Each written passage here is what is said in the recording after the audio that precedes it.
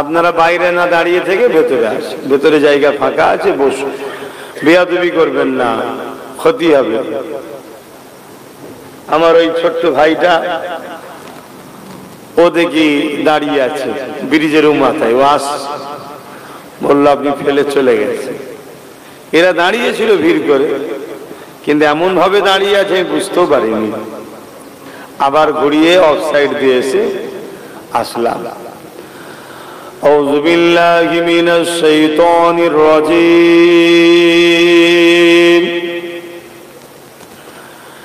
বিসমিল্লাহির রহমানির রহিম।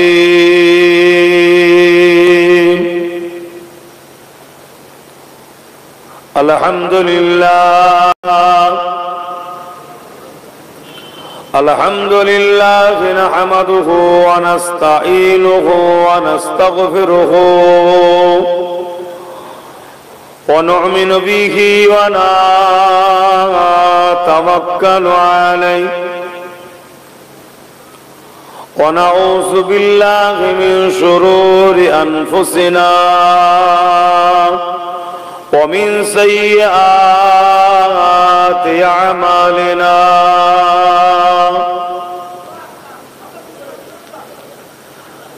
من يهده الله فلا مضل له ومن يضلله فلا هادي له ونشهد أن لا إله إلا الله وحده لا شريك له ونشهد أن سيدنا وحبيبنا ومولانا محمدا عبده ورسوله أما بعد فيا أيها الحاضرون رحمكم الله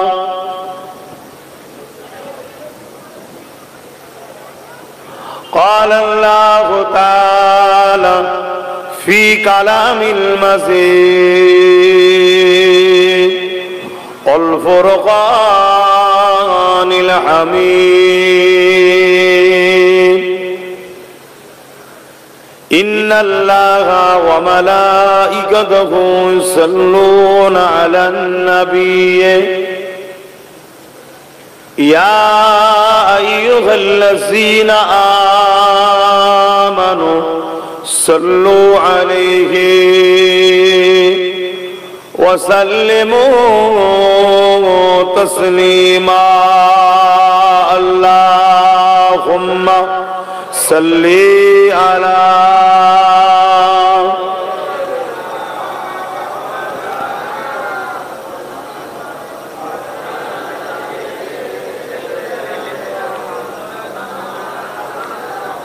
জবান খুলে পড়েন আল্লাহুম্মা সাল্লি আলা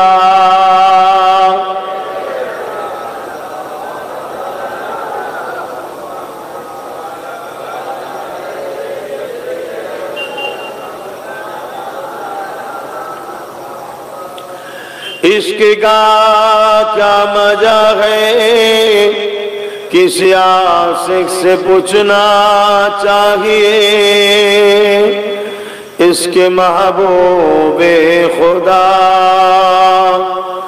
दिल जिसमें हासिल लगे लाखों मोमिन हो मगर ईमान में कामिल नहीं अल्लाहुम्मा सल्ली अला